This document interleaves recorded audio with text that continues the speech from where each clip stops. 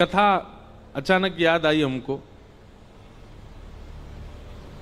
एक महात्मा थे, वो कुछ नहीं रखते थे अपने पास में। उस पर मनन चिंतन करने से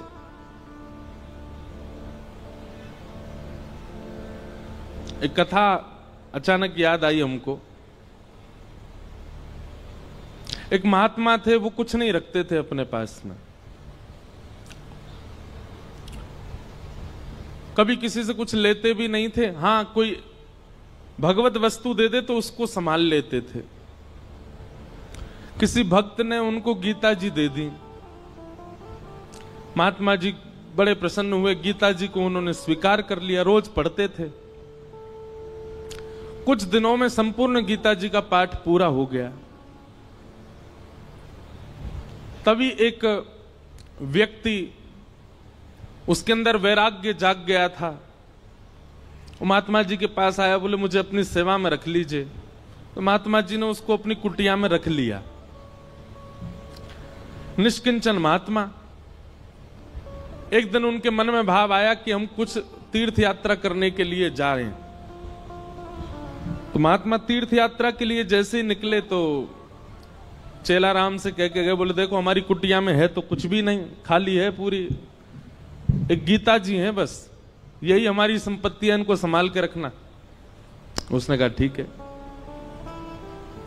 अब वो गीता जी को संभाल करके रखता था। एक दिन एक चूहा घुस गया कुटिया में और वो गीता जी को कुतरने लगा। उस व्यक्ति ने देखा कि अरे ये चूहा तो हमारी गीता जी को खा जाएगा। उसने मनोविचार किया क्या करें। गांव वालों से पूछा तो गांव वालों ने कहा कि बिल्ली रख लो तो फिर चूहा नहीं आएगा। तो वो कुटिया में बिल्ली ले आए कि बिल्ली के डर से चूहा नहीं आएगा। कुछ दिन तो चूहे नहीं आए, लेकिन बिल्ली बेचारी पतली दुबली होने लग गई, उसको भोजन पानी मिलता नहीं था, सूखने लग गई।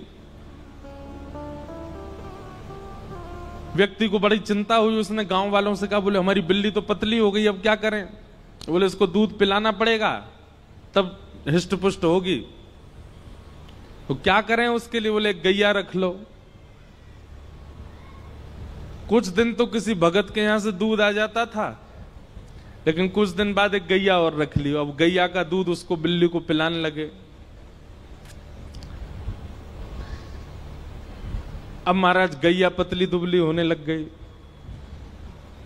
अब बोले अब क्या करें। बोले इसके लिए तो भैया फिर एक जो है इसको चारा खिलाना पड़ेगा, इसको भूसा खिलाना पड़ेगा, इसकी सानी करनी पड़ेगी, तब जाकर के सब चलेगा।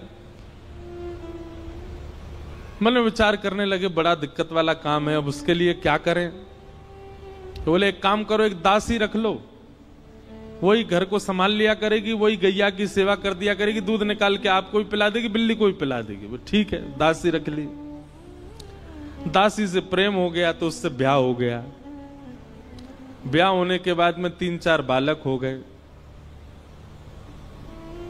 कुछ महीनों बाद, साल बाद महात्मा लौट करके आए। महात्मा जी ने अपनी कुटिया में जीवन में कुछ नहीं रखा, केवल गीता जी रखी थी। आज जब लौट करके आए तो क्या देखा, बच्चे खेल रहे हैं, गैया बंधी हुई है, बिल्ली और बिल्ली के बालक भी डोल रहे हैं वहां पे।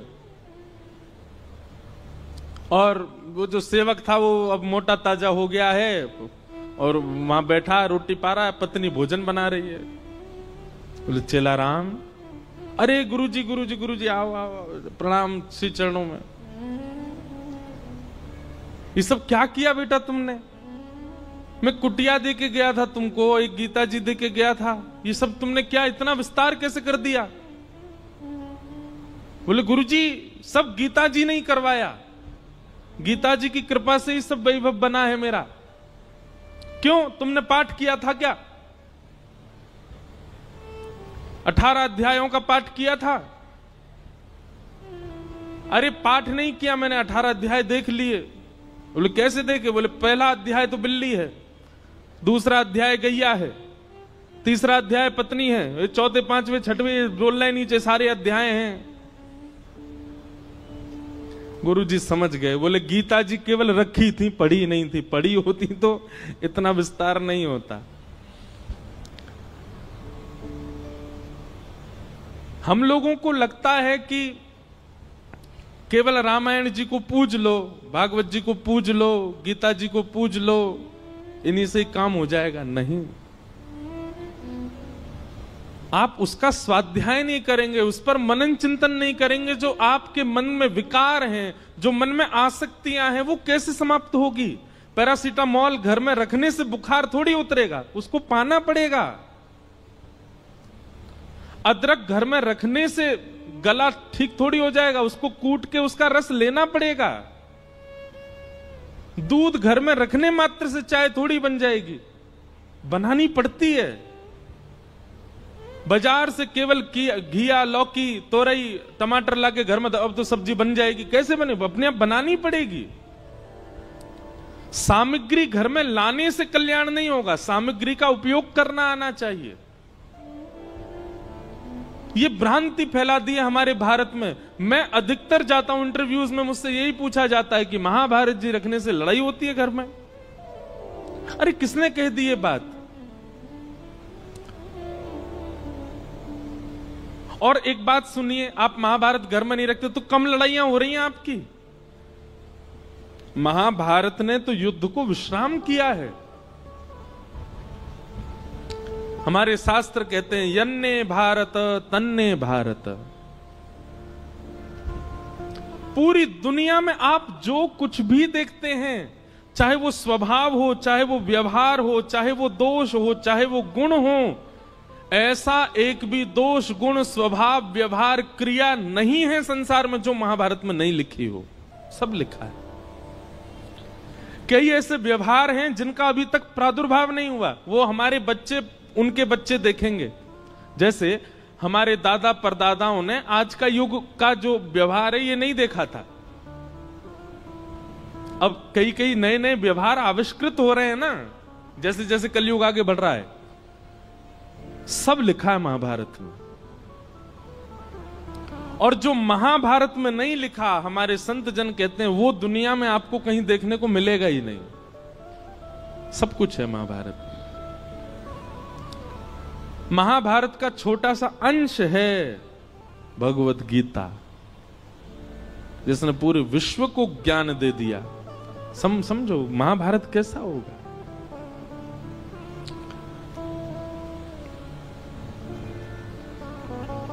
कल हम लोग द्रौपदी का प्रसंग सुन रहे थे। उत्तरा के बालक की रक्षा की वही बालक परीक्षित हुआ। हमारे पूज्य पिताजी महाराज के गुरुदेव भगवान अनंत श्री विभूषित श्री रामानुज प्रपन्नाचार्य गुरु जी महाराज, हमारे दादा गुरु, उन्होंने भागवत जी के कई विषयों पर छोटे छोटी किताबें लिखी हैं। वो कहीं प्रकाशित नहीं है, हमारे घर में ही रखी हैं बस।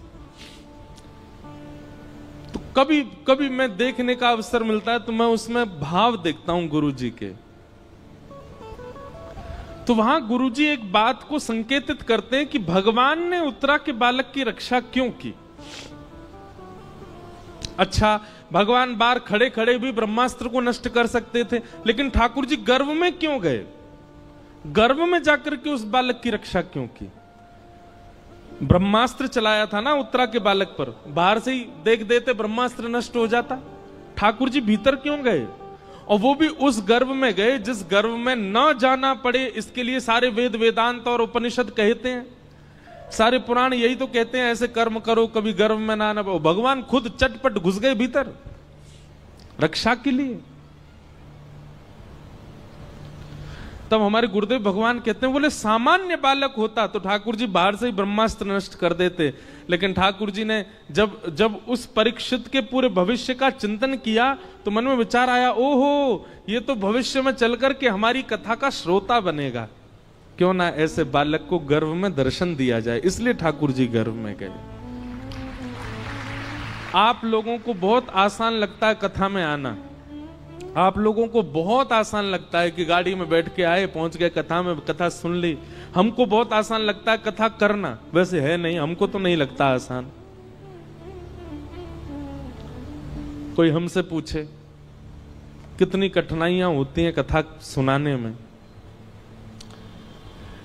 कई बार आपने देखा होगा कि हम आंख बंद करके कथा कह देते हैं एक आध घंटा तक। क्यों? उस समय किसी श्रोता का कुभाव दिख जाता है। कुभाव मतलब या तो उबासी लेता हुआ दिख गया कोई, या फिर कोई फोन चलाता दिख गया है। तो ऐसी स्थिति में जब श्रोता दिख जाते हैं तो फिर कथा भूल जाता हूं मैं, इसलिए फिर मैं आंख बंद करके कथा कहता हूं। हम मना क्यों करते हैं कि जब हम मंच पे आए तो हमको स्पर्श मत करो? उसके पीछे कोई और बात नहीं। ऐसा नहीं कि मेरे अंदर बहुत पुण्य है इसलिए मना कर रहा हूं। मैंने अनुभव किया है कि कई बार लोगों के स्पर्श से हम जितने भावना बनाकर के आए मंच पे आके सब भूल जाता हूं मैं। आप तो सद्भाव से स्पर्श कर रहे हो, पर किसी का कोई भाव ही नहीं है, वो देखा देखी स्पर्श कर रहा है। इसीलिए दूर से प्रणाम करो, आपको ही फायदा मिलेगा, हम कथा अच्छे से सुना पाएंगे। पर जब बहुत ज्यादा लोग स्पर्श कर देते हैं तो मैंने देखा है कि मेरे भाव जितने होते हैं शून्य हो जाते हैं।